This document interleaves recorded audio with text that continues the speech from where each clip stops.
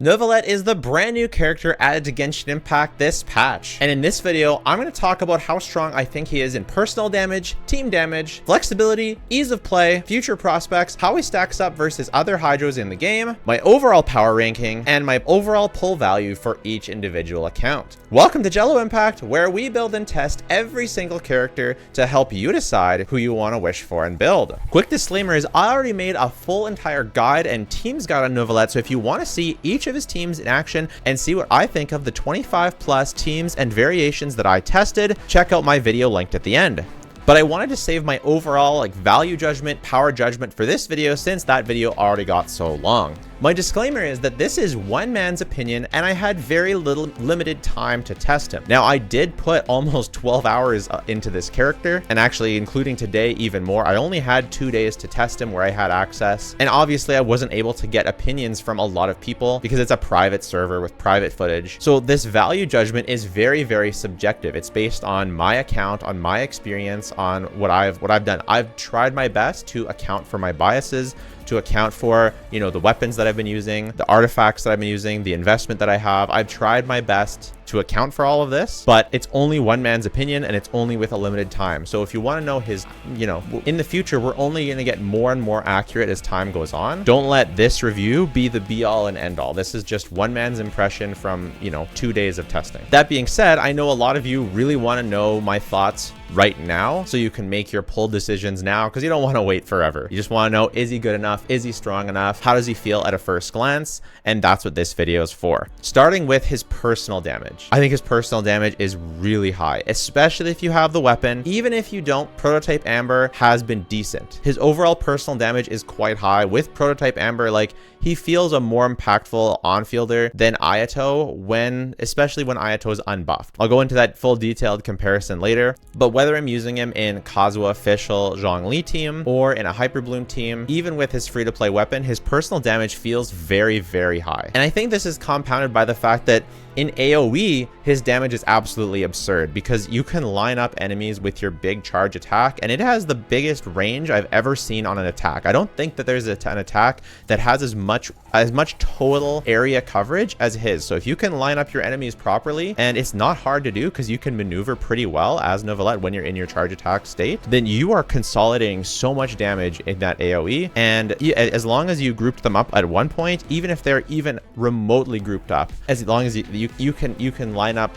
3-4 enemies in your range, and it's very impressive. So his AoE is insane, to be honest, and his single target is very good. Now that's his personal damage. How does that translate into team damage? For Hyperbloom teams, Alhaitham Hyperbloom is so strong. Is it an upgrade over Alhaitham Hyperbloom? I don't think so, but it does have more AoE because his personal damage is so large. Because he has no off-field presence, you might not get as many Hyperblooms. So is his total team ceiling higher than the other teams that I've played? Probably not, at least in single target, but in AoE they really do feel quite spectacular, to be honest. So just 1 day of testing isn't enough time to really say, are his teams among the very best teams in the game?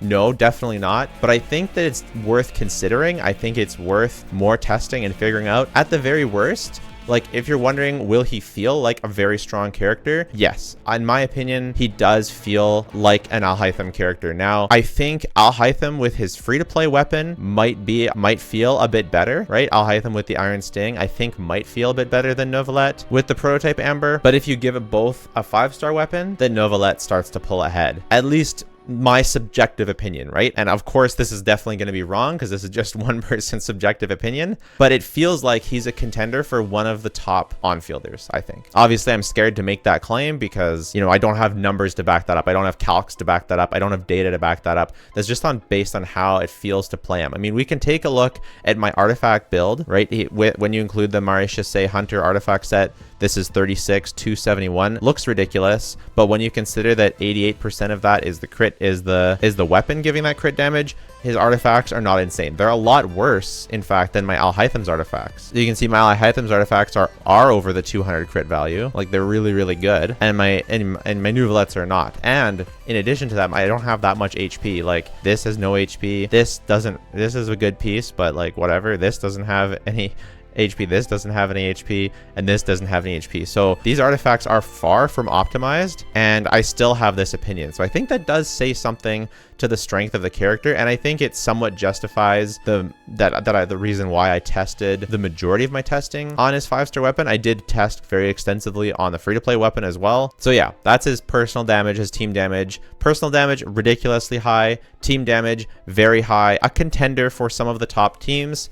I doubt that he clears the very best teams in the game. Like, I doubt, but I think he's a contender for having S tier teams. Where he does start to set himself apart, though, is that team flexibility. As I said, I made a video on my top 25 teams and variations. And being Hydro, obviously, he synergizes with a huge amount of characters. He can work on Hyper Bloom teams. He can kind of work on Burgeon teams, although not that well, to be honest.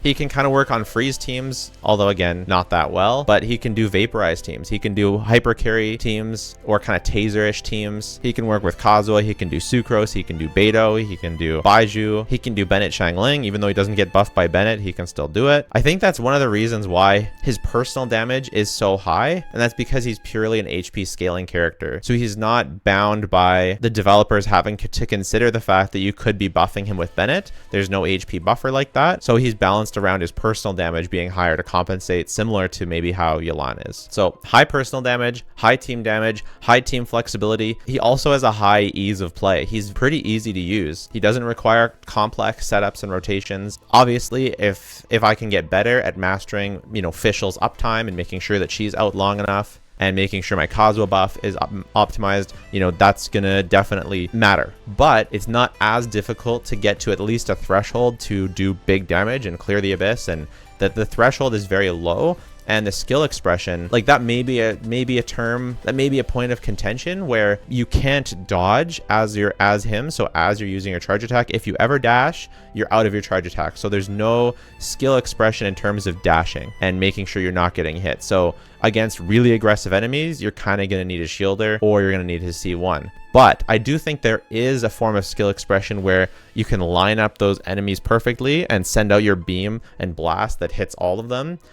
And manipulating the AI so that you're maximizing your AoE. I do think there is skill expression there. So I'd say that he has, a pretty high floor that even if you're kind of a noob, it's pretty easy to use and do tons of damage, and you feel really epic doing it. And if you know enemy attack patterns, I think you could definitely be rewarded by being able to line up your charge beam and hit a lot of enemies at once. And I think that could, feel very rewarding and have some form of skill expression. And all this is being said when we know that the Archon is coming next patch. I think it's very possible that, for example, his hyper team, if he could have another buffer that could replace either Zhongli or Fischl, and whether that would be the Archon or someone else, but another buffer, another off-field damage dealer that could synergize with him. Especially, I think that there's potential for him to get even better. And not even thinking about the Hydro Archon, about the other future characters, he has team slots available, right? Fischl is not a required team member, especially if you're looking at an AoE team. Zhongli, not a required team member. If we get a strong debuffer in the future, obviously we already have Kazuha, but maybe someone who shreds defense or someone who does anything like that.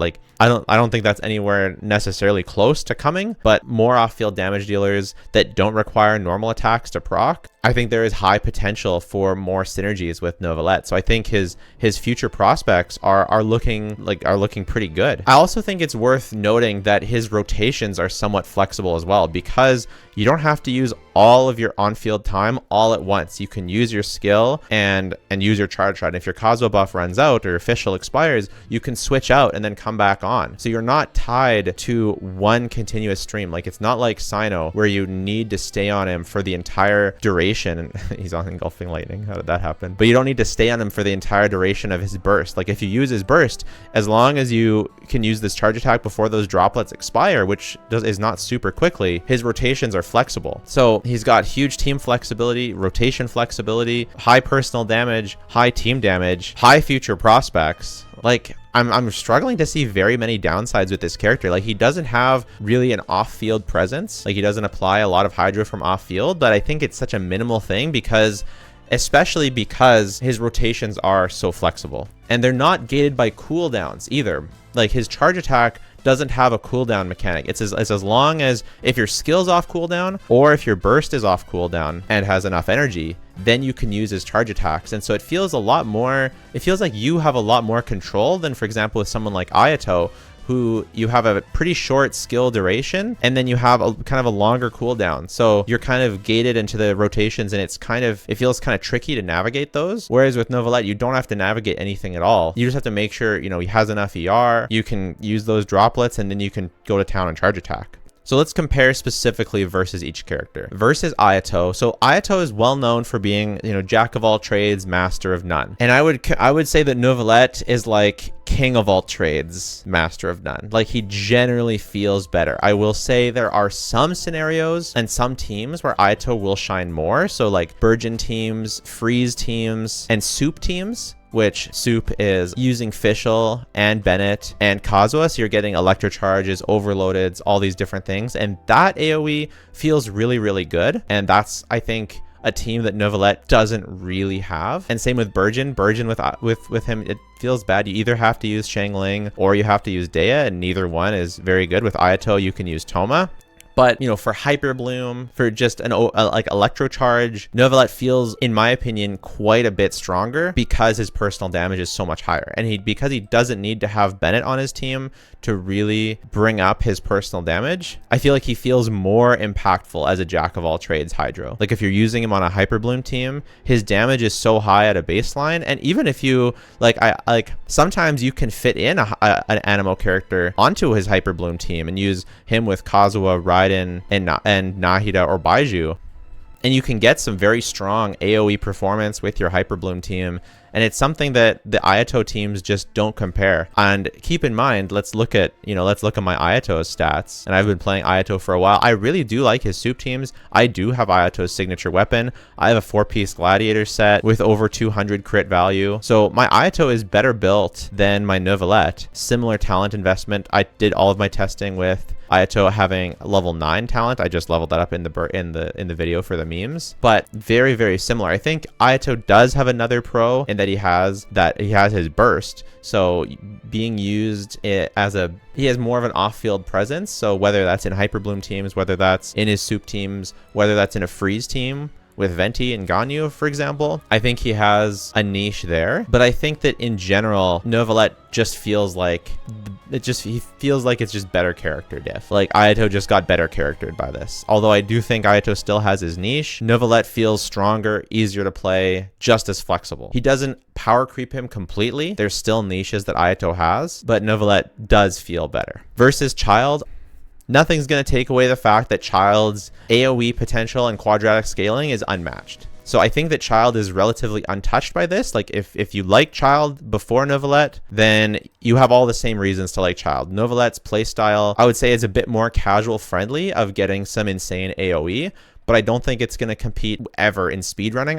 I don't know if Novelette will ever be a speedrunning character. His damage is more sustained rather than it is front-loaded, whereas Child's damage can be quite front-loaded. So could Child still be a better character? Sure. But I think that, Novelette's flexibility is really where he shines. I think most people will end up thinking that Novelette's a better character, and then maybe some diehard either speedrunners or Child fans or just people who highly value a specialized niche and character strength over flexibility might still be able to hold that Child as a better character. Like, some of the clears you can get with Child are absolutely insane, and you can't deny that. But I think Novelette's flexibility and personal damage is very impressive. And then versus Kokomi, I wanted to compare versus Kokomi. Also, how much of a crime is it that this weapon doesn't work with her? It's like unbelievably criminal, horrible. But I wanted to compare versus Kokomi because she's often played as an on-fielder in Electro Charge or some different teams like that, and people really like that flexibility that she brings and that she can be an on-fielder in so many different teams. And I think that the fact that Novelette can heal himself with his Source Water droplets just makes his presence as an on-fielder much stronger than that of Kokomi. Kokomi's only advantage is that she can actually dash and dodge, so not get interrupted, because if Novelette does get interrupted while he's on field and while he's doing his charge attacks or while he's charging up his attacks, you lose those Source Water droplets and they're gone. So you just lose a huge portion of your DPS, whereas Kokomi, her damage is much more reliable, consistent, and you can dodge and you can tank, and obviously she can heal the whole team. So I think that it's not that he's not that he power creeps Kokomi at all, but he's a much stronger option in a lot of on-fielding teams. And then Kokomi still retains, obviously, her performance in Nilubloom teams, in Freeze teams, and she's still going to be the premier choice because, again, she's an off-fielder, right? She's off-fielder, hydro applicator. Novelet has no off-field presence. So I don't think she really, like, competes with him in any meaningful way.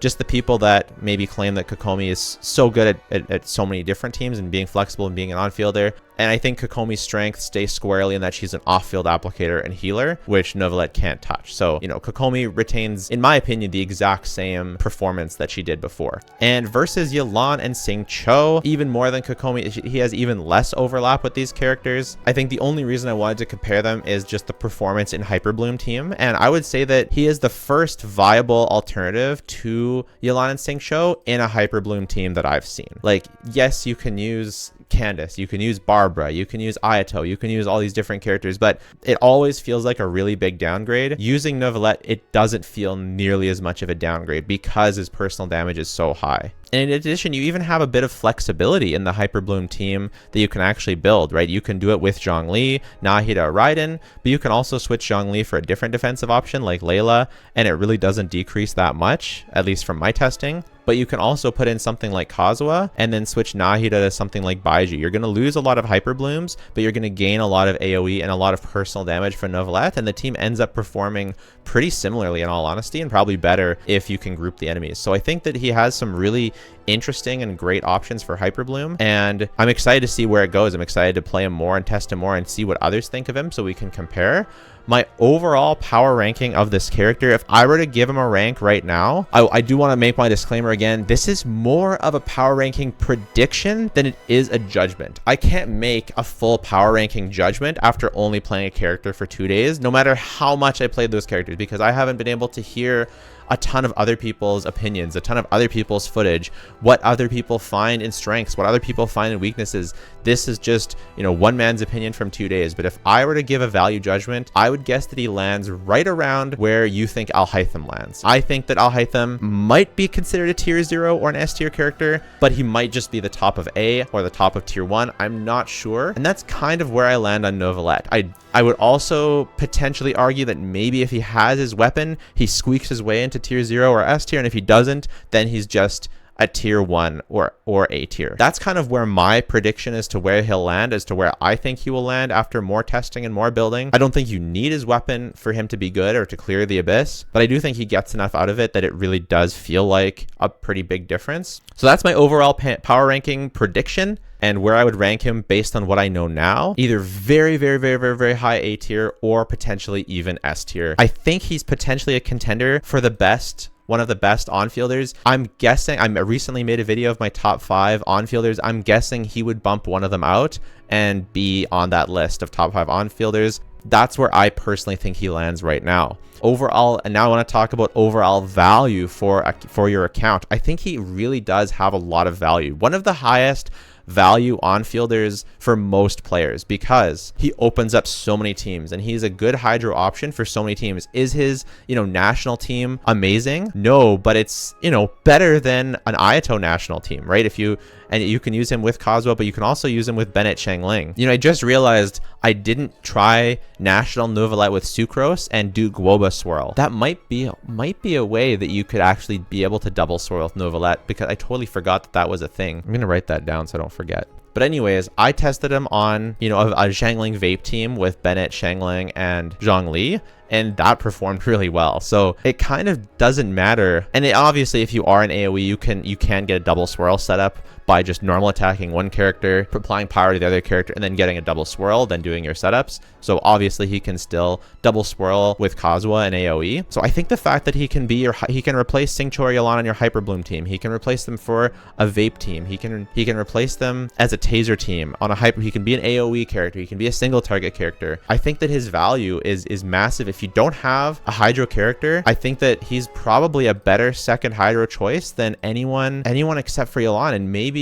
for some people he would be a higher value than Yelan because his AoE is so much better than Yelan's AoE. I don't think it's a requirement that your hydro character needs to have great AoE, but I think that if you're looking for that second hydro for your account, like Xingqiu is your first strong hydro and you're looking for Novelet as your second, I think you can safely go for him. And can you go for him and justify going for him and skipping the Archon? I mean, it's possible that the Archon, you know, is part of his best team. You can always get her or him on the rerun, but I think he functions well enough without the Archon. I think it's a lot better of a situation, I'll say, than Nilou was in, and how much Nilou needs the Archon. It's not that he's not reliant on any characters. Like he does need good characters to function, whether that be, you know, either Nahida or Kazuha. So it's not like, you know, he can just use garbage characters and be amazing. But I think he lands more in the Nilou tier, in more comparable to Nilou. Wow, I didn't even compare him to Nilou. If I were to compare him to Nilou, here's the reason why I don't compare him to Nilou as much, because Nilou doesn't really deal hydro damage.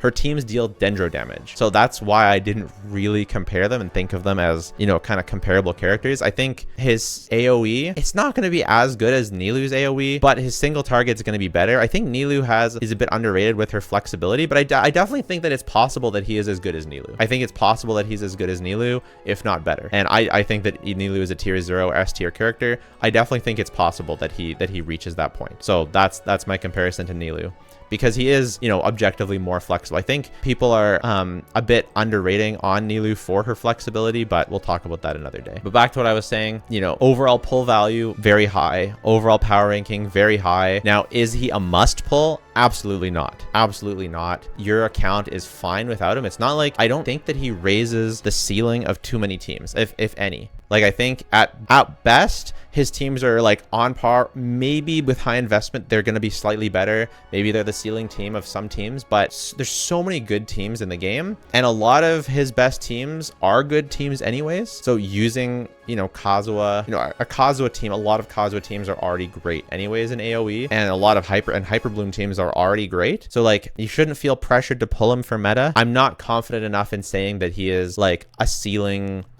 character for any teams, that he's so strong that he is like the very strongest on fielder, or has the very strongest teams. But I do think it's possible. So don't go for him. Like, don't go for him because you think he's like the power creep of all other DPSs. But I am open to the fact that he is potentially one of the best on fielders and damage dealers in the game. Hopefully that makes sense. But there's so many good hydros. There's so many good teams. Like, it's almost definite that Furina, you know, he's an on-fielder, so it's almost definite that Furina is going to be an off-fielder. He's an on-field damage dealer. She's probably going to be an off-field buffer. Like, she's probably going to be a stronger character than Novelette. He's probably going to want her for his best teams. So I think you're very much justified in skipping him for now and getting Furina, and then getting him on the rerun. He's going to rerun pretty soon. But if you like him, you know, you should get him. He's very, very strong. And if you've been wanting him, if you've been liking him, like, his power is really good. And if you end up liking him a lot, then you can always go for his weapon and or C1 and be rewarded even more in the future. Excuse me if you think I've been a bit wishy-washy. It's, again, I just don't want to make too crazy claims when I've only had a couple days to test him, but I have done my very best to give my honest thoughts. Let me know if you want to see me react to this video or make a follow-up video in the future later on in the patch as to where I think he lands after some more testing time, and when we've had a chance to hear from other content creators and hear from other people in the community as to what they think of the character. Let me know if you'd be interested in a video like that. Please consider subscribing. It helps the channel out a ton. Check out our Discord, check out my Patreon if you want to support me and my family. And if you don't want to do any of those things, totally fine. Just watching the video has been more than enough. Thanks so much. Bye for now.